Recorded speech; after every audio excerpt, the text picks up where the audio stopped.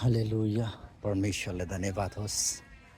साँच्चै नै हाम्रो परमेश्वर महान हुनुहुन्छ अनि आजको दिन फेरि पनि परमेश्वरले सिर्जनु भएको छ ताकि उहाँको महिमाको लागि, उहाँको प्रशंसा स्तुति आराधनाको लागि अनि फेरि पनि आज सन्डे सङ्गति गर्नका लागि हामी परमेश्वरको उपस्थितिमा हामी जाँदैछौँ।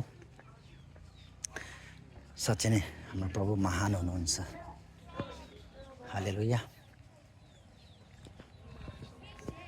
हृदयभरिको धन्यवाद चढाइरहन्छु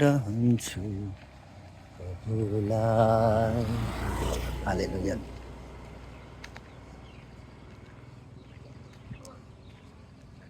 साँच्चै नै आजको दिन आशिषमय अनि आजको दिन चाहिँ हामी परमेश्वरको महिमाले परिपूर्ण भएर आजको दिन परमेश्वरको उपस्थितिमा हामी रहेर साँच्चै नै